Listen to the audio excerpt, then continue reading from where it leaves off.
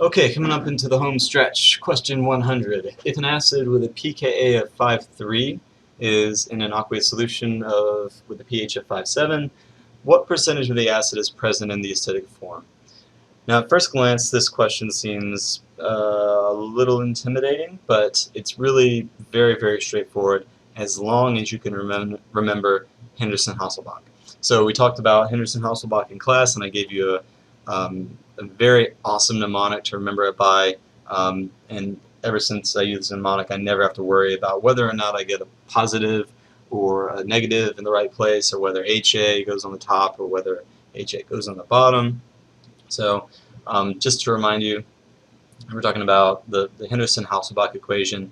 What we have is pH is going to be equal to pKa plus the log of conjugate base over conjugate acid. And again, these are both concentrations, concentration of conjugate base and concentration of conjugate acid. But so really I should put brackets around them, but just to make it easier, I'm just going to neglect it for now. But again, the mnemonic is very simple. It's H, K, plus, and then this. Okay, so the mnemonic is hippie kids always drop the acid. So the drop is indicating the denominator. So hippie kids always is a plus. Hippie kids always drop the acid. Hippie kids always drop the acid. Or, you know, you could always change it up and present the Henderson-Hasselbalch in a slightly different form. If you don't remember exactly what inverting, you know, logs will do, if you wanted to reinvent the wheel and just put it in a different form, you can say hippie kids never drop the bass. So never drop the bass. So if you're into dubstep or something like that, that might not be a thing anymore. But it's again hippie kids never. So never is negative. Drop the bass. So that's your bass. Okay. So either way will work. It doesn't really matter.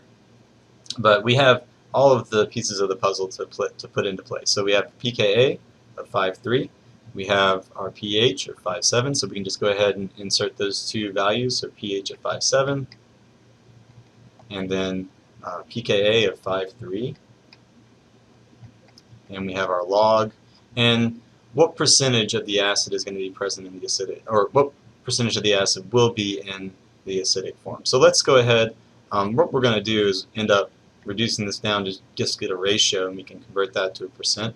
But for now, let's just say 5.7 minus 5.3, it's going to be 0.4.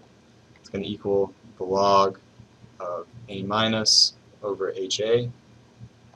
Okay, and then what we can do is we can convert the log, or we can switch it from the right-hand side of the equation to the left-hand side of the equation. We can say 0.4 raised to the, or 10 raised to the 0.4, so that can convert to 2.51. 2.51 is going to be equal to A minus over HA.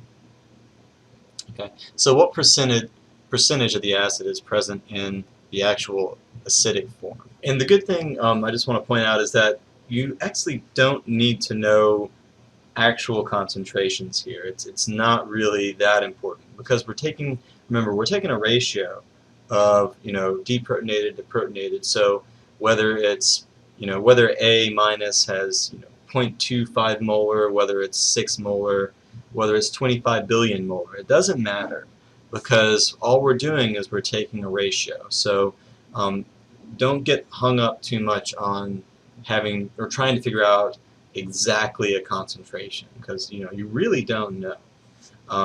It really doesn't matter that much anyway. So okay. So anyway, so what we've got is a certain concentration of A minus and a certain concentration of HA. And the best way to go about this, trying to solve this kind of problem, is to say that you need to put everything in context of the acidic form, or HA. We're not really interested in the A minus. So I'm just going to come down here to do this extra little bit of work. But what we can say is that you're going to have a certain concentration of HA, and you're going to have a certain amount of A minus. Okay, so let's just say if we took all of those together and we divided it by 1, we're going to get some 100%.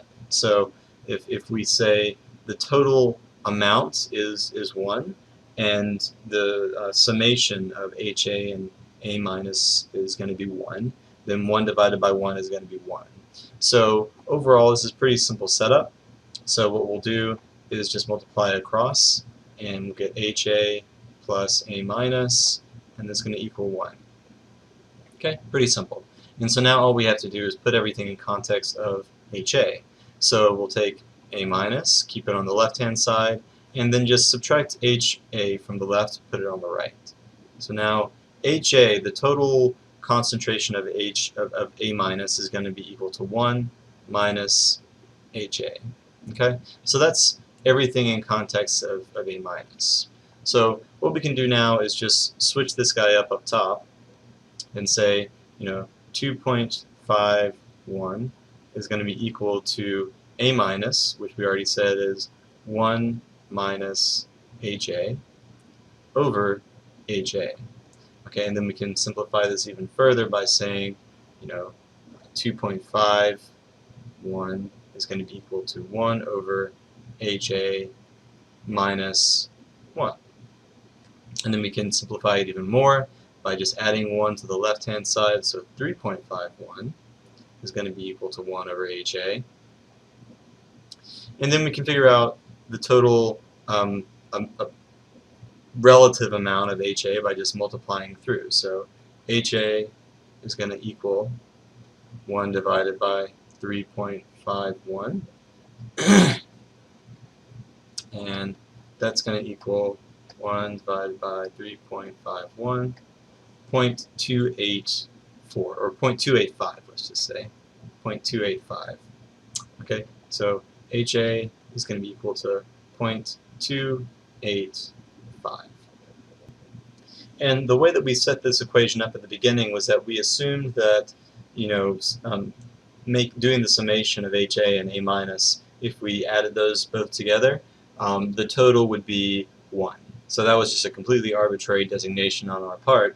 But assuming it was 1, now we know the percentage of HA is just going to be 0.285 divided by 1 multiplied by 100. So that's going to be 28.5%. Okay, so percent, HA percent is going to be equal to 28.5%. And so what if you weren't really confident in that answer? How could you double check that? Well, let's just go ahead and plug it back into our equation on the far left. So we already set up our Henderson-Hasselbalch, and we already know that 2 numbers at least are correct, the pH and the pKa, so we know those are correct. So let's go ahead and plug in our percentage of HA and just remove one of these guys. So let's remove the pH and just plug everything else in.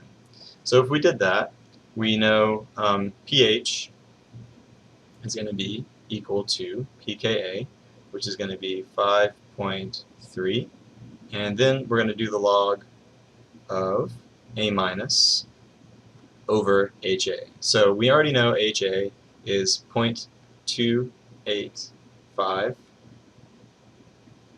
and take a second, see if you can calculate what A minus should be.